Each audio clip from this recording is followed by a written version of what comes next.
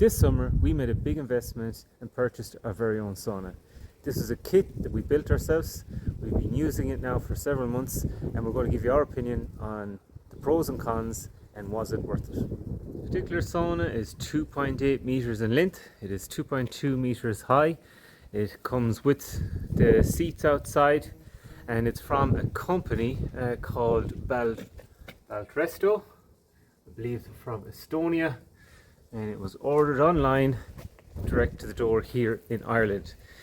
2024 at the time, the cost of this delivered was €5,000. So you have the two seats on the outside, and inside you quite easily fit 4 to 6 people. It has 2 benches either side. I also got it with the optional light kit underneath the benches, which actually gives a really nice ambience. And I went with the Harvia 8 kilowatt heater. Standard layout with a bench left and right. So we also opted for 2 side windows and the wood style door, which gives us a really nice view out onto the farm.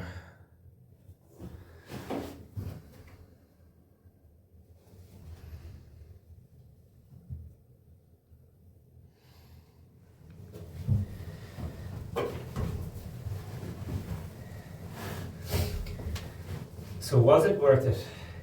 And in short, yes, 100% worth it. We're currently using it 3 or 4 times a week and have been doing now for several months. And couldn't be happier honestly with it. We always knew the health benefits sauna can bring. Spending regular time in the sauna is proven to improve your long-term health. But it's also really given us a lot of benefits in our overall mental health and our relaxation that we probably didn't appreciate. If you've got kids and work and a life these days, it tends to be very busy, very hectic, and finding downtime is a challenge. And this has ended up being, the sauna has ended up being a really important part of our week now. You go in here for 20-30 minutes, you leave the technology aside, you build up a sweat and you relax and you come out a changed person.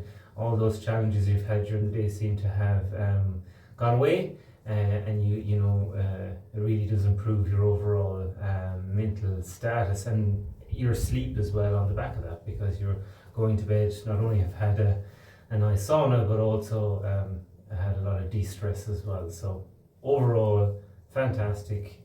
We haven't thought twice about the money we've spent on it, which is always a good sign, and couldn't be happier. So what are the really good points? So first of all, I would say it has been mostly positive. The look of it we particularly like. We really like the barrel style. It went together really easily. There certainly was some work in it, and it probably took us a couple of weekends part-time. So there is a bit of work, but certainly achievable and nothing too complicated. The fit and finish of the wood and the joints is really, really good. I was quite impressed with that. The instructions are fairly okay to manage as well. So overall, the build experience, the effort involved, all reasonable. Certainly someone can take on, someone who's reasonably good at DIY can take on. You don't need a whole lot of tools. We definitely, generally, very, very positive. Not too many things we can say wrong about it at all. Although there are 1 or 2 things to watch out for. This is the type of wood. So I decided to go for the thermo-treated wood, which is a wood process that helps reduce the chance of wood rot over time. Now, where we have this at the moment, it is inside of a hay shed, so it doesn't get a lot of rain. It does get a little bit on the front. So I wanted to make sure that it didn't rot, right, that it had protection. And that's pretty good. The only downside is that it made the wood really easy to split, and there are a few sections on the back where when I was assembling it, the wood split apart. So that is a watch out. I'm not too sure how you get around it other than just being very careful when you're putting the wood together not to pry the wood apart where the grain is weak. Thankfully any of the splits we had are on the back, so you can't see them, but I will show a clip of it here. Just 1 second. So hopefully here you can see just where the wood tended to chip off in some places, other places it's okay. Again, the joints are very good, well machined, but it's just to watch out, and it only happened on the very ends where the joint wasn't, or the grain wasn't so well supported. And that was it really. I didn't have a whole lot of many other issues, and if I knew again that the wood was so susceptible to splitting, I probably could have avoided at least some of those. And I just want to consider that if you don't have this outside, if it's in a more sheltered area, or you don't live in the west of Ireland, which tends to be incredibly wet, if you're in a drier climate, maybe you don't need the thermal wood, but it's just to watch out, something to consider. And for a couple of tips then on running the sauna, this particular one. So a couple of items that I'm really glad we installed, and one of the biggest ones is a little Wi-Fi switch right here. These are not expensive, and when your electrician is hooking up the sauna, they can install them very easily. You can run them off your phone from anywhere. And again, being a busy family with kids, if we're down with the rugby practice on a Thursday night and it's 8:30, 9:15, it's getting late and it's cold outside, you can hit this, have it running before you get home, and come back to a really nice warm sauna. So if you can, not that expensive. I think there are maybe 20 or 30 euro for that particular one. Seems to work perfectly fine, and definitely worth the upgrade. One or two more tips that I would recommend. One is these wool sauna hats, which I thought at the start might be just a little bit gimmicky, but actually work really well. And the idea is that you put them on your head when you get in. They stop your head from getting too warm, and it means that you can spend a little bit longer in there. So it just keeps the head a little bit cooler, but lets the rest of the body sweat. So definitely would recommend those. Another item I would recommend, and thanks to my wife's sister for this, are these little stones that you can put some water, and you can also put in some menthol sticks. So these come in a little granules.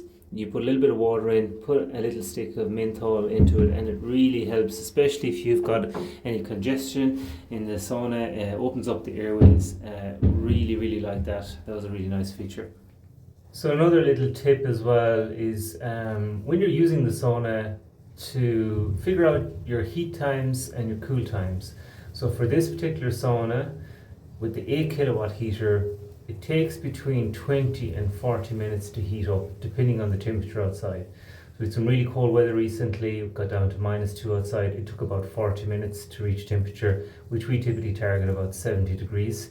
But it cools down, it can cool down quite slowly. So what we find is if you put it on for about half an hour and get in the sauna, check the temperature. If the temperature is up above 70 degrees, you can probably knock it off, and the heat coming off the stones lasts quite a while. So I would say on average, we're probably running the heater for about 45 to 50 minutes maximum anytime we use the sauna, sometimes a little bit less. And you work it out, it's probably about €2 at the current prices to run that. So it's really not much. You do it a couple of nights a week. You know, you spend that quite easily on a cup of coffee in the petrol station these days. So if you're careful with it, put it on when you need it. Get the Wi-Fi dongle so you can adjust it as you need it. You can quite easily be efficient about what you're doing. So in terms of potential upgrades, if I was to do anything different, one thing I would consider is maybe getting a more sophisticated temperature regulator. This particular 8 kilowatt heater has got some very basic dials on the side. You have temperature and time, which is fine, but with my Wi-Fi dongle I have to make sure that they're preset when I leave the sauna. If I forget and the timer runs out, it doesn't turn on. So you can get fully integrated control systems for these. They're a little bit more money. Maybe down the road I might justify them. At the moment it's working fine, but just something to consider. If you have a few extra euro, that might be worth adding that with your Wi-Fi dongle that also has temperature control as well. So it'll help you be a bit more efficient and not run into an issue where you forget to align them. A little bit simpler as well.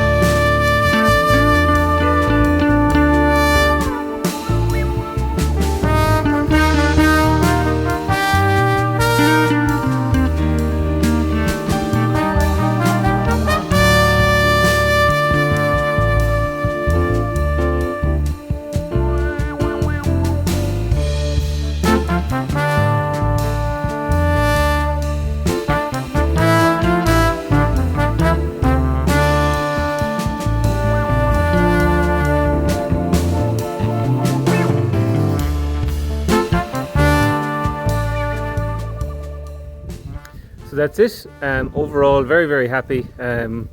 We are definitely delighted with having it and are seeing the benefits of it. And I would say if something you're thinking about doing, you needs to do it, it's certainly worth considering.